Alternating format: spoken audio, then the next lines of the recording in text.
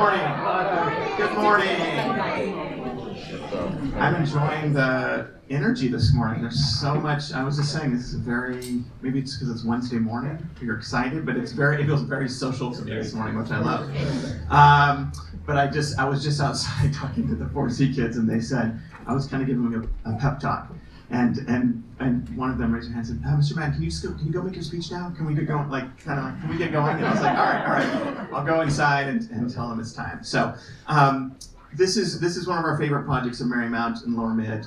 It's cross-curricular because we cover so many subjects. It really does take over the fourth grade for a period of probably 2 months. And it's social studies, it's history, it's writing, it's dance, it's speech and drama, it's music. It becomes everything, and they're sort of working on this in every class. So, and we've had the pleasure of seeing 4A and 4B the last 2 mornings, and we're so excited today for class 4C, 2023 Revolutionary Voices.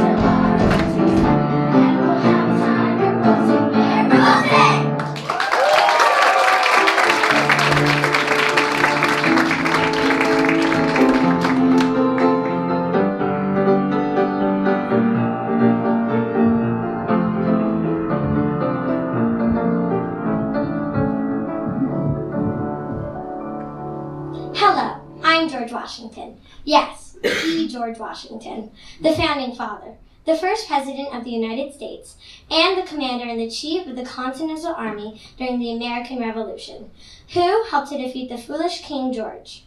You're welcome, by the way, but most of you probably don't know my full story, which is very disappointing given that I was your first president. So get ready to learn a lot more about me, fellow patriots. I was born in Virginia in 1732. At the age of 20, I took my brother's spot as a general in Virginia's militia, and soon became a major in it, helping King George, yes, him, defeat the French during the French and Indian War. In 1758, I was elected to the House of Burgesses to deal with King George's taxes because he didn't have enough money to pay for his country's debts. So he started taxing me and my fellow colonists for tea. So unfair. I mean, he was given way too much power, if I might say. He also made so many mistakes, I can't even count them on my fingers. But anyways, enough about his mishaps. This is my story, so let me tell you what I did. The Boston Tea Party was our plan to protest the tax on our tea. Although the name might suggest a fun event, trust me, it was not. The Boston Tea Party was not an actual party. To be clear, this is how it happened. The House of Burgesses and I created a plan to dump huge amounts of tea, the very same tea that the king and his somewhat good government had taxes for, straight into the water. I know, what a heroic story. I mean, I was rocking it back then. Another important event during the American Revolution, where I had an amazing role, if I might say, was the Battle of Yorktown. It happened in 1781. Thousands of English soldiers were camped in Yorktown. We in the Continental Army were badly outnumbered and in no shape to fight. We were in Pennsylvania, staying at Valley Forge during a terrible winter. It was cold, our clothes had turned to rags, our feet were bleeding due to snow, and we were hungry. Hail was falling quickly, and the cold wind tore at my skin. What a gloomy time it was. However, it was time for us to attack. Though many wanted to quit, quitting wasn't an option. We were too close. This was our only chance to succeed and finally defeat the foolish King George. We finally arrived in Yorktown. We didn't know what was going to happen next, but whatever happened would change history. If we won, we'd be one step closer to defeating King George and winning independence. If we lost, it would change history. But whatever the circumstances, we bravely fought on. I remember waving my sword charge as we went into war. After 3 weeks of raging battles, I watched in amazement as they waved the white flag of surrender. We had won! Huzzah! After 2 more major battles, the Revolutionary War was over. So long, King George. America was a free country. We signed a peace treaty, and it seemed to be officially over. But there was still work to be done. Without a proper leader, America would collapse. So we created Congress, and I was elected president, the first president of the United States. What a glorious life I have lived. I think I have done an amazing job shaping this country. I mean, this nation's capital is named after me. Isn't it Washington, D.C.? Thanks. But I'm afraid I have to leave. It was so nice meeting you. Oh, and make sure you stay free from any more unfair kings. Farewell, fellow patriots, and long live American independence.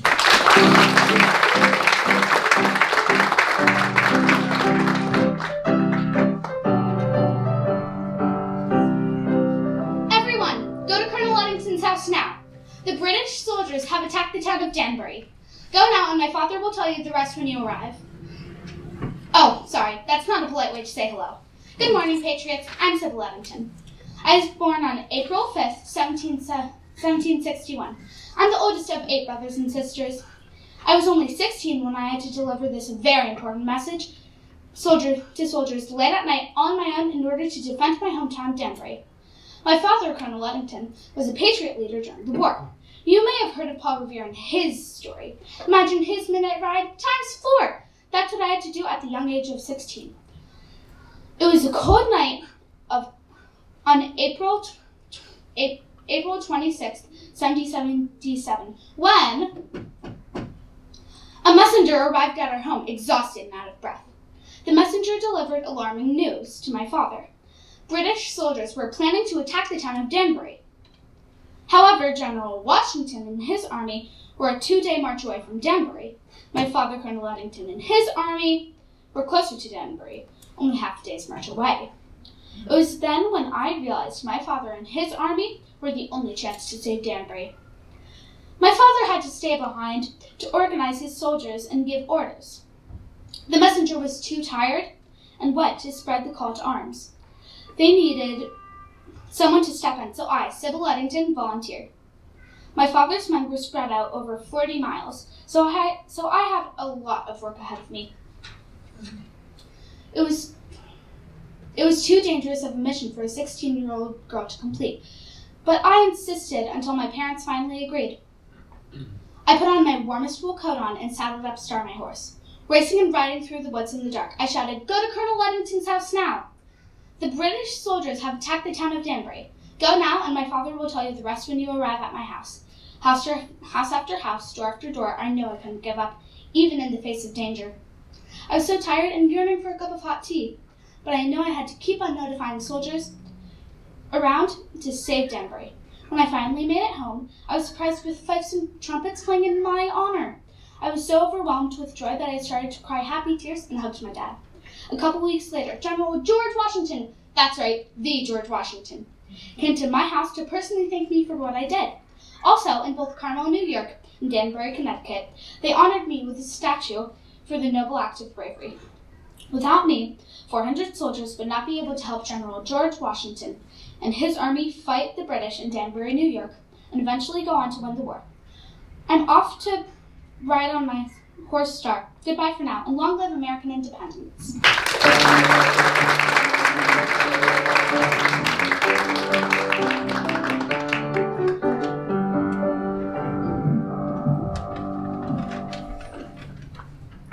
Salutations, my fellow patriots. My name is Phyllis Wheatley, one of the most famous writers during the pre-19th century and the first published African-American poet.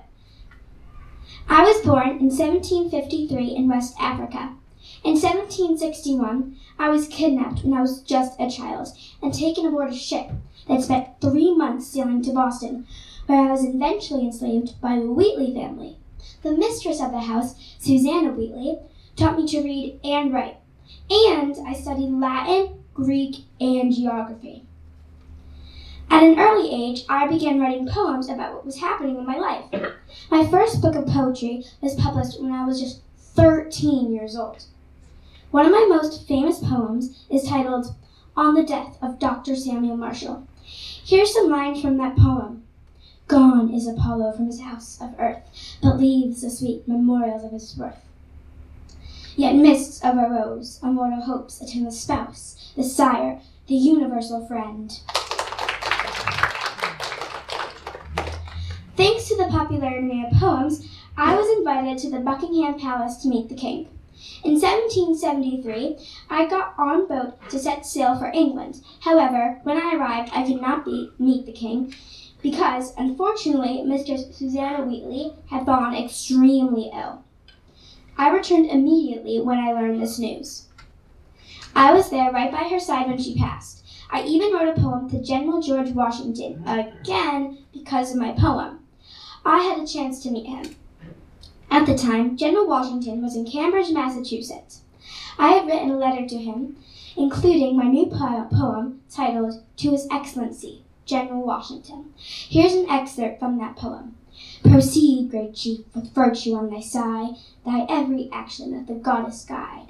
A crown, a mansion, and a throng that shine, with golden fading, Washington be thine. In April of that same year, I was published as an author in the Pennsylvania magazine. I was so proud. In 1783, the American Revolution had just come to an end. During the Revolution, I used my voice and talents as a poet and served as a role model to all people who wanted equal rights and demonstrated the importance of access to educate for all. Farewell and long live freedom and poetry.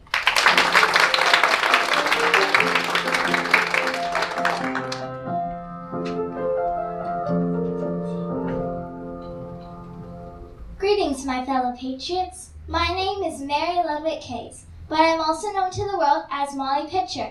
I was born in the town of Trenton, New Jersey on October 13, 1754. That's where I grew up until later in life when I moved with my family to Pennsylvania. There I eventually met my husband, William. When the Revolutionary War began, William joined the Continental Army as an artilleryman. He was eager to fight for our freedom, but I did not want to leave William, so I went on the journey with William. Women were expected to stay behind and take care of their homes and children. I, like many women, wanted to follow their husbands into battle, so I went on the journey with William to fight the Redcoats.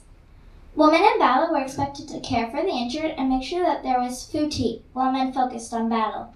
In 1777, the harsh winter started. We ran out of food and supplies, and people died from smallpox and other diseases. During the fall of 1777, we were losing badly. The Continental Army lost battles at Brandywine Creek and Germantown, Pennsylvania. The British Army took over Philadelphia.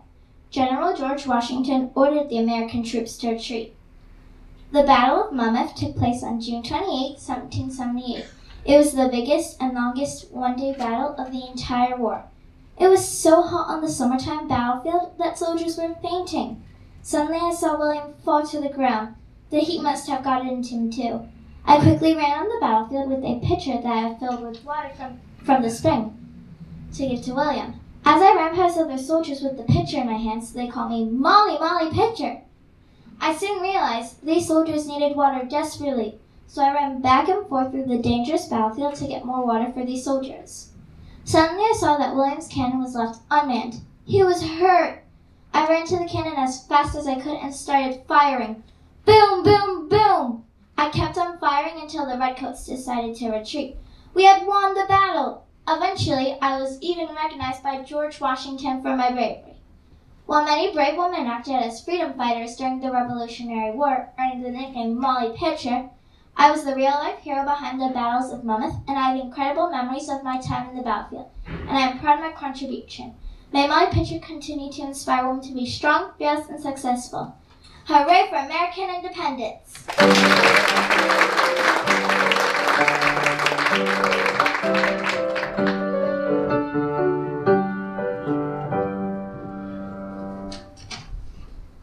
Whatever it takes, I will find a way. My name is Robert Shirtliff. Yes, I am a man fighting in the Revolutionary War. Nothing to see here, just a manly man fighting for the Patriots against the British. There's nothing odd anyone might notice about me. Yet. Aha, in truth I am no man. My real name is Deborah. Yes, Deborah Sampson. I'm a woman soldier fighting in the Revolutionary War. Why should it be that only men are fighting on the battlefield? Women are willing and able to fight for freedom too. I was born on December 17th, 1760 in Plimpton, Massachusetts. When I was only 5 years old, my mother gave me and my 4 siblings up. She could not provide a good life for us anymore after my father died in a shipwreck. However, I remained close with my birth mother throughout my life because of the love I felt for her. When I grew up, I decided to become a school teacher because I wanted to teach girls to read and write. Well, I was a great teacher. I felt restless. I remembered when I was enslaved for many years how I wasn't able to do what I wanted or go wherever I pleased. So while most women my age are settling down and getting married, I decided to enlist in the army. Even though they didn't allow women to fight in the military, I was determined to find a way. I bought men's clothes and shoes, put them on, and visited my mother to see if she would recognize me. She did not. My man disguise worked. If my own mother couldn't recognize me, the general of the army and other soldiers surely wouldn't be able to either. But I would still have to be very careful.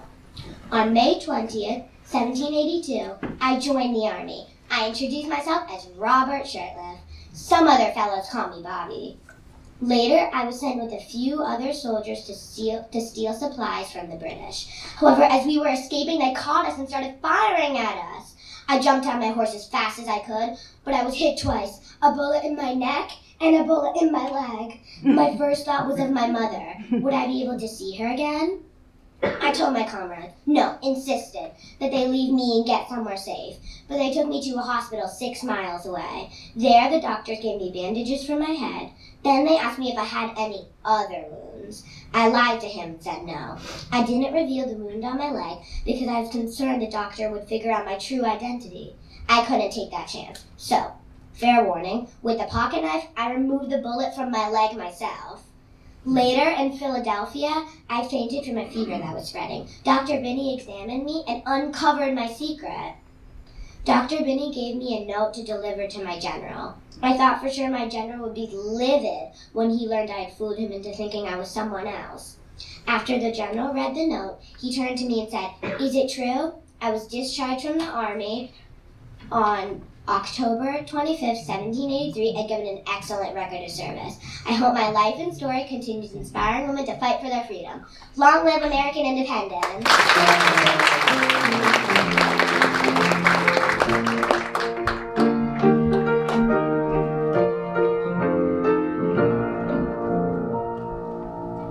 Good morning, fellow patriots. Patriots. My name is Thomas Jefferson. You might also know me as the one who led the charge of writing the Declaration of Independence. This all started with my love of learning.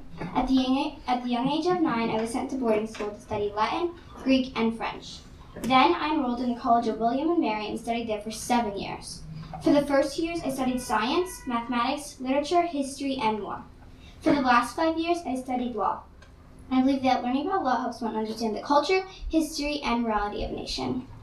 I grew up in a 4-room wooden house and was the third oldest of 10 children. Since I was a little boy, I always dreamed of living on House on Hill. When I was only 27, in 1770, I built my house and named it Monticello, which means Little Mountain in Italian. 2 years later, I married Martha Wales Skelton, and we reared 6 children. In 1768, I was a member of the House of Burgesses, aka the group of people who has to deal with his taxes. Then, in 1773, I was part of a committee named the Virginia Committee of Correspondence, which worked to convince Americans to oppose the British rule. I also wrote many of the committee's documents arguing the British had no right to rule the colonies. That led to conflict between the colonies and the British, which led to the Revolutionary War that started in 1775. Congress named me to another committee in charge of writing a very important document. It would tell the world that Americans no longer accepted the British rule. It would declare American independence. Other committee members recognized my talent as a writer and asked me to draft the document. Can you guess what this document was? Yes, I knew you guessed it correctly. It was the Declaration of Independence. I spent 3 weeks in Philadelphia writing some of the most important words ever written. For example, we hold these truths to be self-evident that all men are created equal. I even had friends and fellow members of the Continental Congress, John Adams and Benjamin Franklin, to help me edit my first draft. Finally, the Declaration was published on July 4th, 1776. The Revolutionary War continued for 7 years after the Declaration of Independence was written and signed by 56 congressional delegates. And then in 1783, we had finally won the war. The British had surrendered and we won the independence of our own country.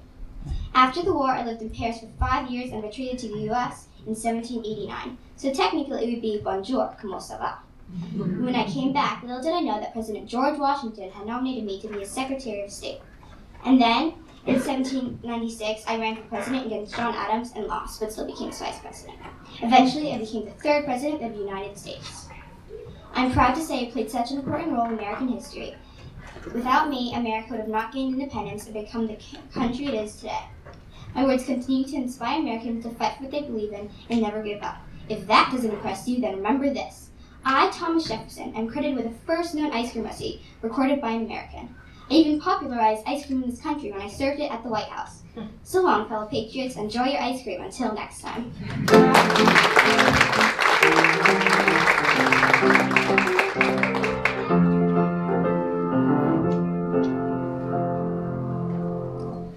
Before I begin, I must ask, are you loyalists and redcoats? No? Phew. Neither am I. I will speak freely. My name is Mercy Otis Warren. I was born on September 14th, 1728, in Barnstable, Massachusetts. Growing up, I lived in the quaint countryside of Massachusetts. I learned to read and write, which was unusual for a woman at the time, and eventually, I used my talent and creativity to write poems and plays that opposed British loyalists. I wasn't allowed to go to college with my brother. However, I was allowed to attend his graduation party. Lucky me. It was there that I met his best friend, James Warren. Soon after, we were married and had 5 children. I tended to the house and my kids, but while they slept, I had a secret life. I wrote. I never signed my work because at the time, it was believed that people wouldn't respect a woman writer. When my brother was savagely beaten by British loyalists and declared insane, I decided to take over his role as a political writer. I wrote plays, casting patriots as heroes and loyalists as villains. I even gave them silly names like Hum Humbug and Krusty Crowbar. When the loyalists read my work, their faces turned red as steamed lobsters, seething. But of course, they could not attack me. They didn't know who I was, and therefore had no one to blame. I also composed poems. For example, when the Boston Tea Party occurred, I wrote a poem called The Squabble of the Sea Nymphs. John Adams said my writing was genius. Then, when I was almost 50, almost 50, I started writing my most ambitious plan yet, a complete history of the American Revolution. During this time, 3 of my sons died fighting for our patriot cause, and so I wrote, "The shaft blew thrice, and thrice my peace was slain."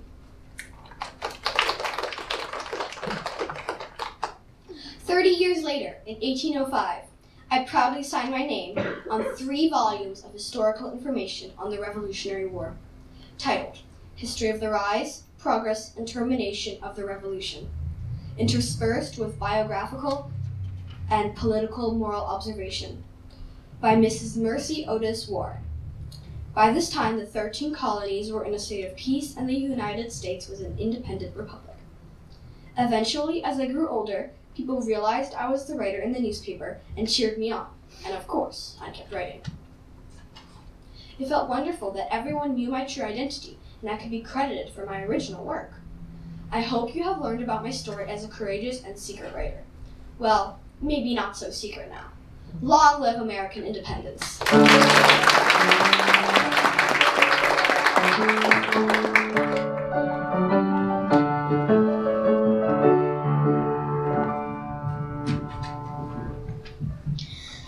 Hello to friends and foes alike. I am Mohawk Chief Indonesia. Some people call me just Friend. My Mohawk name translates to he who places 2 bets or 2 sticks bound together for strength. I fought on the side of the British during the Revolutionary War because I wanted Native Americans to keep their land safe from colonists. So, I became a British Army general. I was born in present-day Ohio in 1742. My parents were Christians and their names were Peter and Margaret. European settlers had begun to take Mohawk homelands and I was angry about it. Everyone out there to take! They be stopped!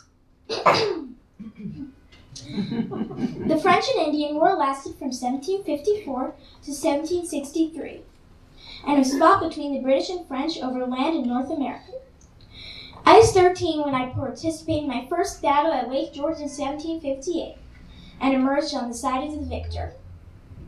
In 1761, I was sent to Moore's Charity School in Lebanon, Connecticut, where I learned to read and write in English. I made plans to go to college in New York City, but sadly, my plans were interrupted. Fighting had broken out between Native Americans and white settlers, Pontiac's Rebellion. This caused anger towards the Native Americans, so I would no longer be safe at school and had to leave.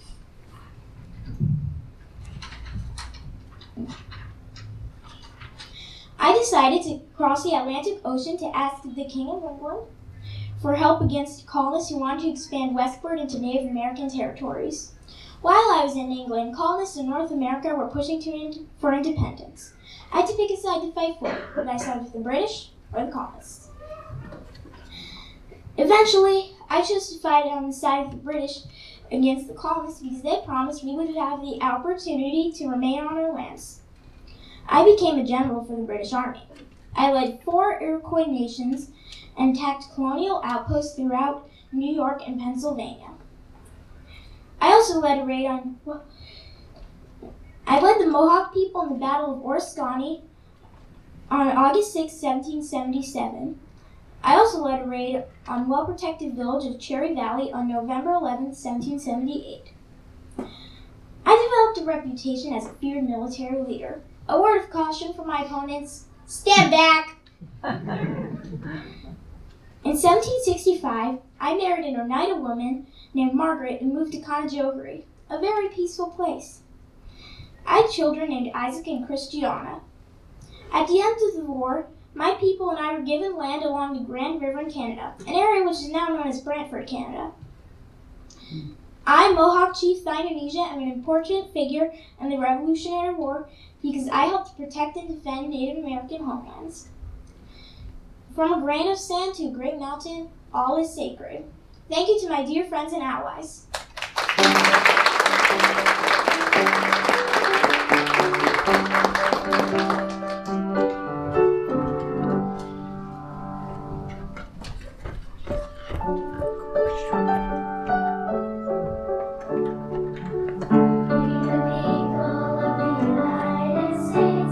In order to form a more perfect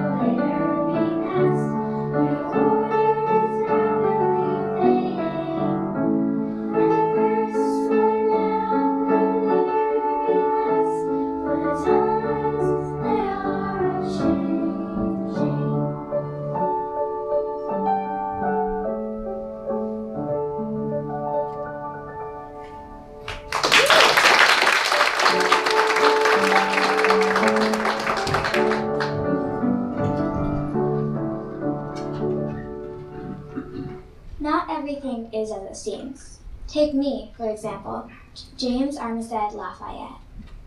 I was an enslaved man working for the Armistead family of Virginia. However, during the Revolutionary War, I learned that I could win my freedom by fighting for the Revolutionary War. I would risk my life for freedom. But what would happen once I joined the army? What role would I play? Who would I be in this war? What if they didn't want me? What if I was sent back to the Armisteads? Despite these challenges, I was able to join the fight alongside the Patriots. I felt so much relief and pride in myself, and I began to dream about what it would be like to be free. Soon, I began working as a double agent from Marquis de Lafayette, my new French general. I was greatly impressed by this job that had been given to me. I felt so important and trusted as a double agent. I held my head high and proud as I joined General Lafayette and his army. In 1781, I was ordered to keep a close eye on the infamous spy Benedict Arnold. I dressed up in rags and presented myself to the Redcoats. I felt a bit let down to be given this particular job, as it was no different than when I had been working for Armistead. But then, I realized, I would know how to perform the role. I was the perfect man for this. Benedict Arnold and General Cornwallis still looked at me like I was invisible. All they cared about was that their tea was served just right. This was a fatal mistake. The British, thinking that I was just an ordinary runaway, shared secret plans and maps right in front of me.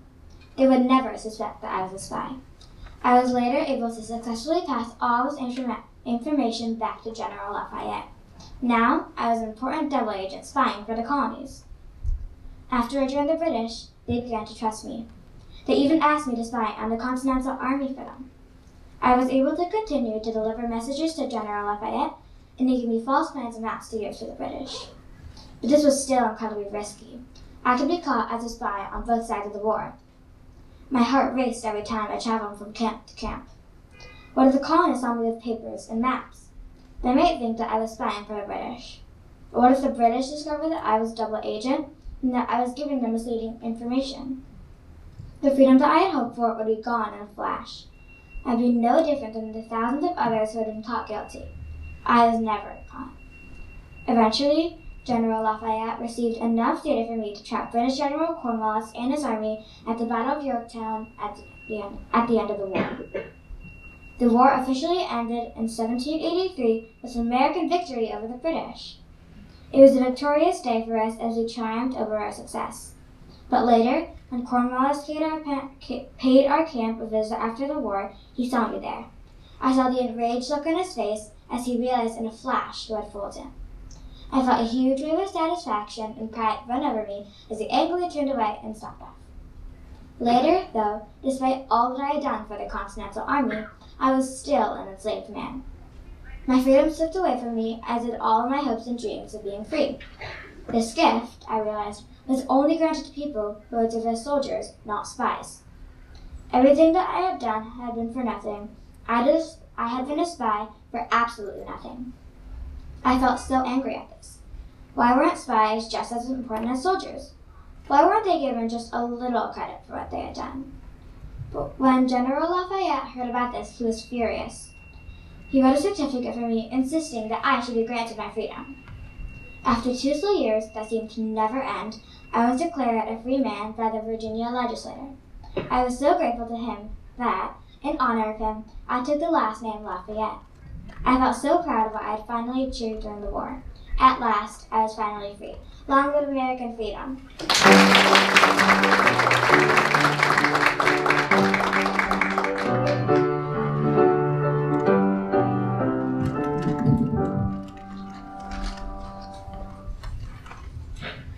Did you see any British officers on the way here? I must be vigilant because they might discover my deception. I'll explain once the coast is clear. Let's start from the beginning of my exhilarating story. Good morning, Patriots. My name is Anna Strong. During the Revolutionary War, I was a spy for General Washington's Culper Spire in Setauket, New York. Members of the Culper Spire worked to gather and pass on information about British operations in New York to George Washington, General of the Continental Army. Not only was I doing counterintelligence work, I was also raising 6 children, including me. One morning, I woke up from a scary dream. Someone pounding at our door. I lay back in my bed and tried to go back to sleep, but a moment later, I heard an actual pounding on our door. It wasn't just a dream. Frightened, I woke up my husband Sarah and told him what I heard. We rushed into the hallway and saw a British officer holding a gun. They believed that he was a spy for the Patriots. "No!" I shouted as the redcoats took him away. The officers took him aboard a prison ship. He became weak with chains wrapped around his hands and feet. I worried for his safety. Luckily, a few weeks later, thanks to my connections, he was freed. However, he was unable to come home because it was not yet safe to do so. Here is how I was recruited as a Patriot spy in the Culper spy ring. One night, while I was with baby Joseph, I heard another knock at my door. I was relieved to find my best friend Abraham standing there. I invited him in for tea. Cradling a hot mug in my hands, I asked him why he'd come. He took a deep breath and told me that his good friend Ben needed people to help him find out when the redcoats would be coming to Long Island. They wanted me to help. I was shocked, but also honored. One reason I would be an effective spy was because I had a house on a mountain overlooking the sea, so I could easily spot ships when they arrived. But how could I relay messages to Ben? We needed to devise a plan. Eventually, I developed hidden signals and codes by hanging my laundry in specific ways. I know what you're probably thinking. Laundry? But the plan was genius. Let me explain. First, I would hang a black petticoat to signal an upcoming message. Then, I would use clothespins and handkerchiefs to signal the time and at which specific cove to meet. The redcoats never caught on. I was doing my part to help America win the war. The Culper spy ring achieved more than any other intelligence network during the war. In 1780, we uncovered British plans to ambush the newly arrived French army in Rhode Island. We also uncovered information involved in the secret negotiations between Benedict Arnold and the British to surrender the American fort at West Point, New York. Thank you for listening to my speech. Shh! I hear British officers. I must run. Wish me luck!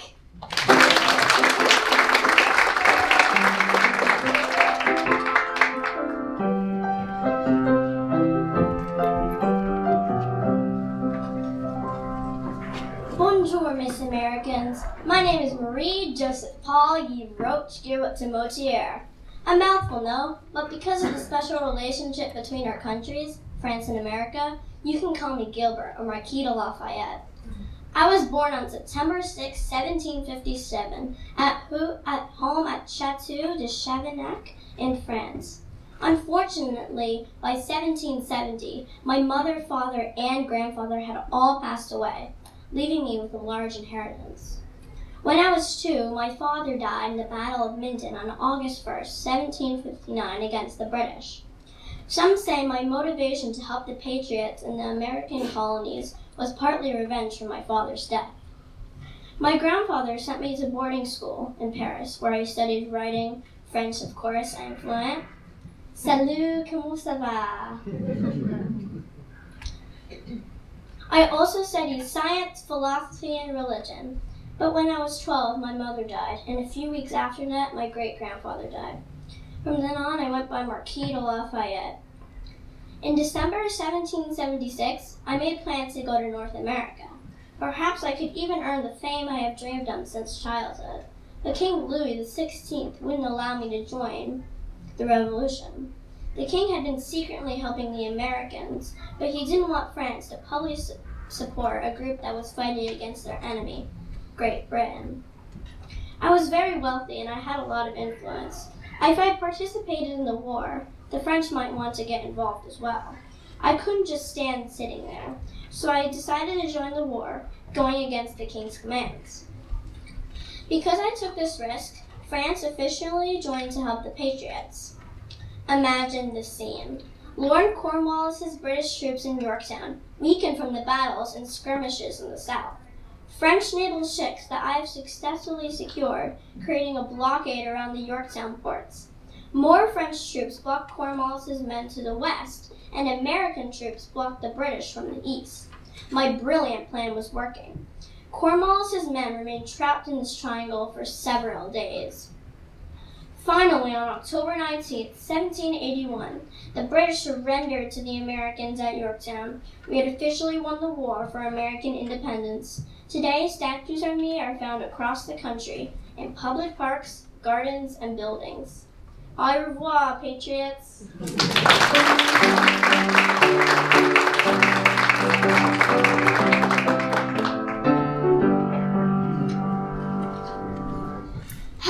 fellow patriots. I'm John Adams. I was a Massachusetts delegate to the First and Second Continental Congress.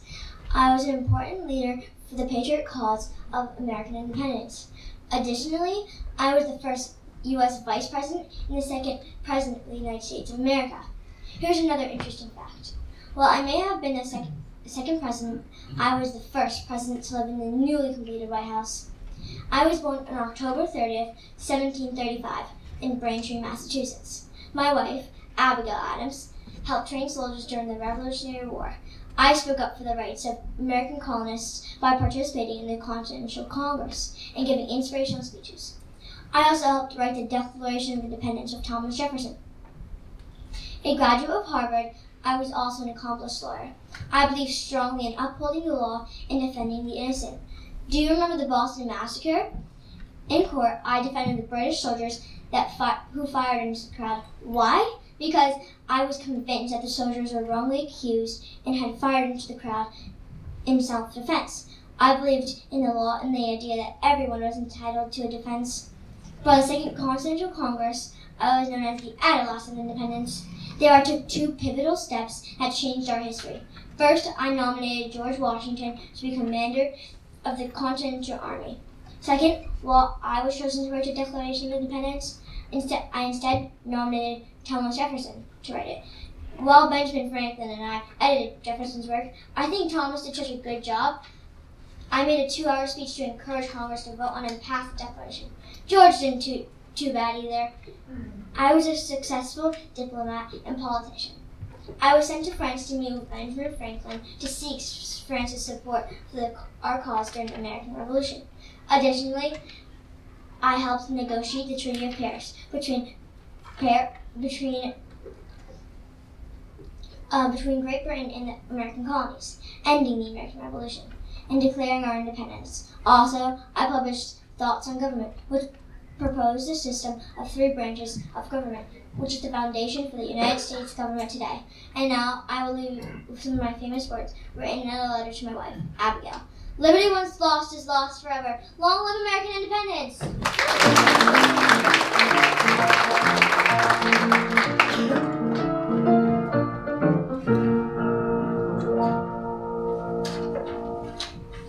Hello, fellow patriots. My name is Abigail Adams.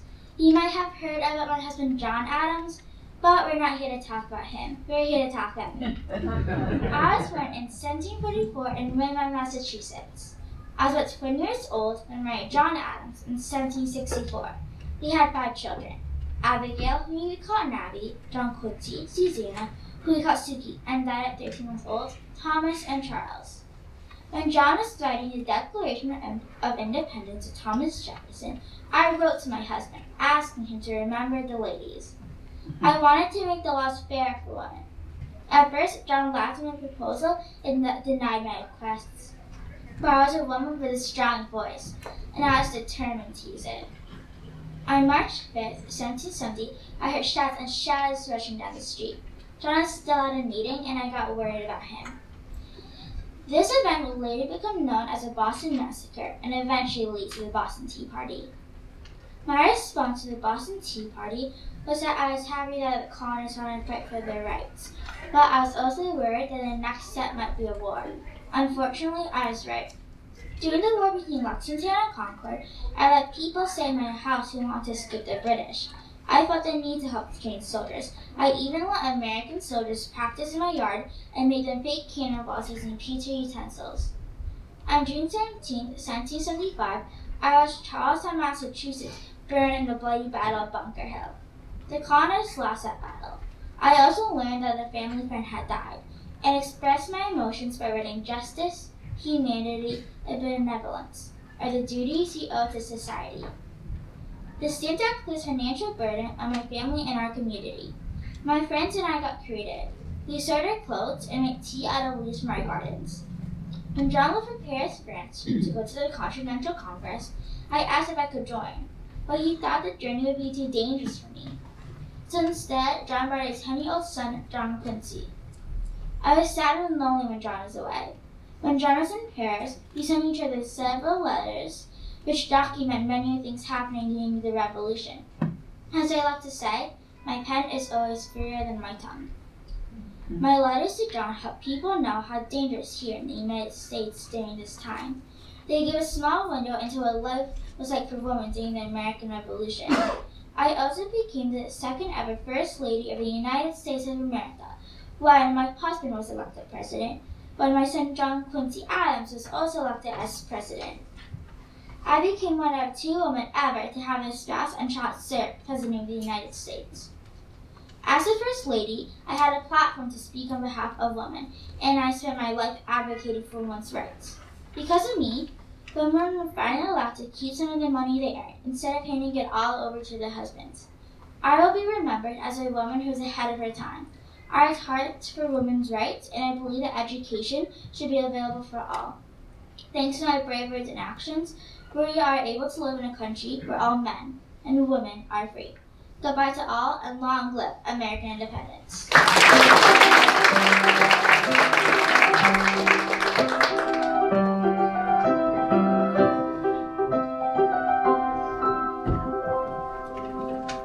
Good morning, Patriots. Benjamin Franklin here. I was just finishing up designs for a new invention, but I do have a little time to talk to you about my many accomplishments. I signed the Declaration of Independence, I was an important diplomat during the American Revolution, and I was a prolific writer and inventor. Born in Boston, Massachusetts on January 17, 1706. I had 16 brothers and sisters. The more the merrier, right? I used to live a mere block from the Boston Harbor. The Atlantic Ocean made my street smell like sea salt. My religious father played the violin to entertain our family. I taught myself 4 languages: French, German, Italian, and Spanish. Impressive, no? At the beginning of the American Revolution, I supported England. This may be a surprise to you. Imagine the surprise and terror I felt when some people threatened to burn my house down because of my support for England. But then I saw how unfair King George's Stamp Act was and changed my mind and joined the Patriots. The Continental Congress sent me as a diplomat to France in October 1776 to seek their support in the war. My hard work paid off. In 1778, we signed the Treaty of Alliance with France. We had their official support in our war against England. Thanks to France joining our war effort, the Patriots won the Revolutionary War. After the fighting ended, I helped to create the Treaty of Paris in 1783, which officially ended the war and recognized our country's independence. But I had more writing to do. Thomas Jefferson asked me in June 1776 to read and edit his work on the Declaration of Independence, and I did. In 1787, at the youthful age of 81, I signed the United States Constitution. Not only was I the oldest signed of the Constitution, but I was the only founding father to have signed all 4 documents that established the United States of America: the Declaration of Independence, the Treaty of Alliance, the Treaty of Paris, and the U.S. Constitution. As if I weren't busy enough, I also spent my time tinkering with my inventions and contributing to science. I learned that tall insulated rods could be used to determine if thunderclouds are in fact electrified. I also discovered that tall, grounded rods would protect against lightning damage. I also published the successful Poor Richard's Almanac annually, which had a major influence on culture and society. Here is some advice I wrote about being remembered. If you would not be forgotten as soon as you're dead or rotten, either write things worth reading or do things worth writing. I passed away on April 17, 1790, but my memory lives on. I played such an important role in America's independence that my face was put on the $100 bill. I must take my leave and test a few of my new inventions: my focal glasses and the lightning rod. Goodbye, and long live American independence.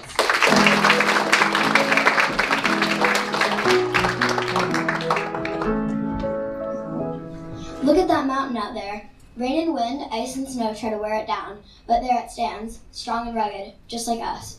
That's an inspirational quote from me, Elizabeth Freeman, also known as Mumbit. Although much of my life is undocumented, my known accomplishments have stood the test of time. I was born on an unknown day in 1744, and I lived in Berkshire County, Massachusetts. Many other details of my life remain a mystery. We do know that I had a companion named Lizzie. Some people say she was my sister, but most agree that she was my daughter. She called me Mumbet, I was enslaved by a man named Colonel Ashley for more than 30 years. I will go down in history as the first ever African American to successfully file a lawsuit for freedom in the state of Massachusetts and actually win. I had no legally documented first name or even last. People believe I have a husband who died in the war, but again, nobody really knew for certain. I always enjoyed the thought of freedom, and I knew I would be free someday. But little did I know, I would accomplish much more. Let me tell you all about the importance of my life and the impact I made on America and its people. I'll start with the day that changed everything. As I was completing my chores, I prepared some food and drinks for Colonel Ashley, a lawyer named Mr. Sedgwick, and other guests. "The king means to take away our rights," I overheard one of them say. Colonel Ashley turns to Mr. Sedgwick, the lawyer with fire in his eyes. "Write this down. Mankind in a state of nature, equal, free, and independent." Free, I thought to myself. Aren't I a part of mankind? Colonel Ashley continued, "The great end of society is to secure those rights wherewith God and nature have made us free." How could I secure my freedom? The town held a meeting to learn about the new Constitution. I snuck into the back of the hall, making sure no one could see me. I couldn't see anything at the front, but I surely heard all I needed to hear. All men are born free and equal. I listened closer. Was this law made for me? Suddenly, I knew exactly what I needed to do. I woke up early in the morning, and I picked up my shopping basket. What if my plan failed? What if it backfired and I was treated worse than ever? I would take those chances. I headed to Mr. Theodore Sedgwick, the lawyer with fire in his eyes. I knew he was capable of helping me win my case. "Mumbit, what are you doing here?" he asked me. "I want my freedom, and you're going to help me get it," I said. "Please elaborate," he replied. I looked him in the eye and confidently declared, "I have a right to be free. I want to be free. The new Constitution says so. All people are born free and equal." He gave me a nod of agreement. On August 21st, we entered the courthouse in the town of Great Barrington. The room was incredibly crowded with our neighbors. Colonel Ashley argued that I was his servant for life. Mr. Sedgwick argued that no law had ever made slavery legal. The jury thought it over and agreed. The new Constitution granted us our freedom. After that, I was a driving force in ending the trade of enslaved people in the new Commonwealth of Massachusetts when I successfully won my case. After I sued for my freedom, I was free. I died on December 28, 1829. I was 85 years old at the time, and I was buried in the Sedgwick family plot. In my honor, people still celebrate Elizabeth Freeman Day, the day I won my freedom.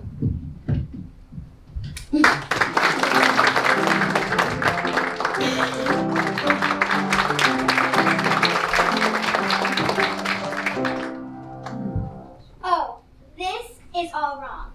Private secretary.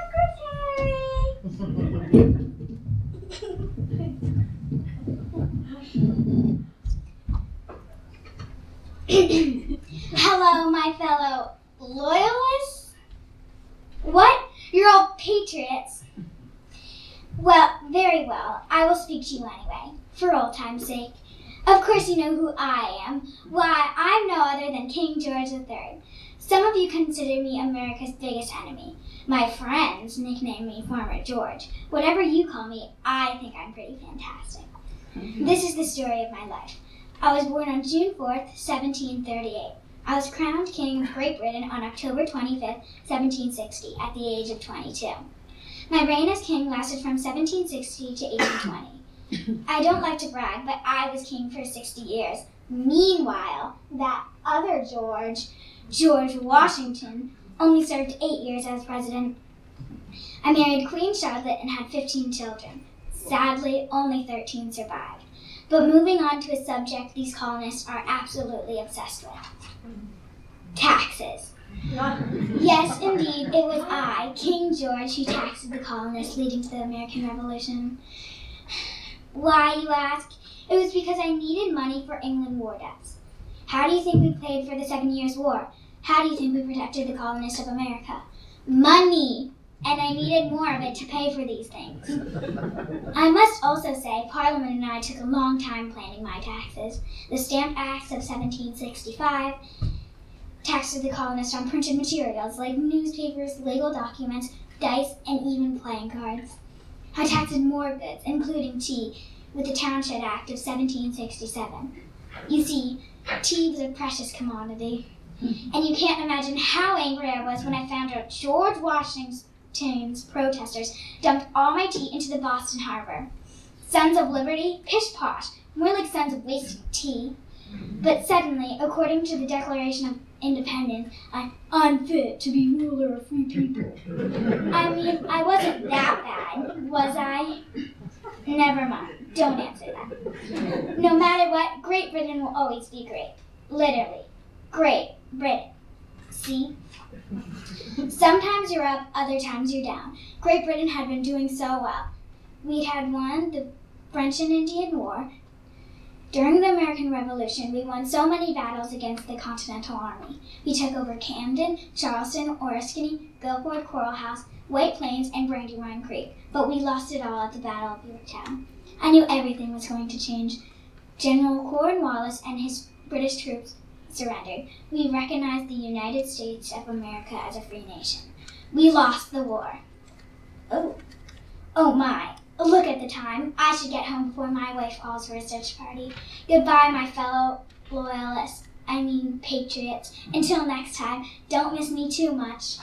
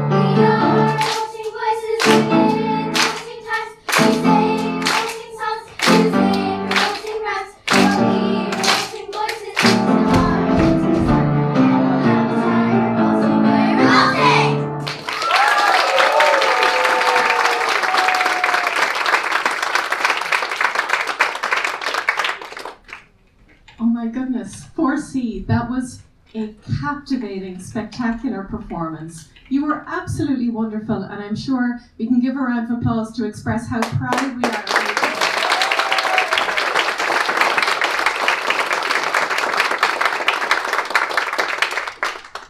All of the teachers, I'm sure parents know how long you have been preparing for this exciting moment. Of course, over the Christmas break, but even as far back as the summer. I know that many of you had been researching this time period in history, and I'm so proud of how you brought that together on stage today. You were amazing. I also want to thank the amazing team of teachers who worked so closely together on this cross-curricular unit in art, dance, speech, music, Miss Gunther, Miss Garcia, Mr. Milroy, and Miss Lilligren, and I hope that you enjoyed the portraits that the girls created that surround the walls today. I also want to mention Miss Hickey was side stage, who helped the girls prepare their speeches, as well as, of course, Mr. Madden and our homeroom teacher, Miss Spurko, who guided the girls all through the way.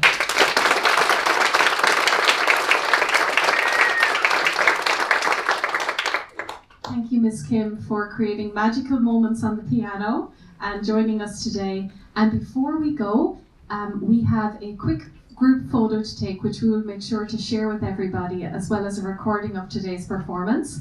We also have a special sweet treat for the girls when they return to their classrooms. And I'm being reminded that we also have an upper school math exam that's taking place right about now. So as excited as we are, we're also going to exit keeping that in mind. Okay, thank you everyone. I'll let Miss Oliver speak for a few moments too.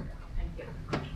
Thank you so much. I just want to say that thank you to all the parents who made time to be here today. These are the moments that will never be forgotten, and this is part of the whole series of the speech and drama program.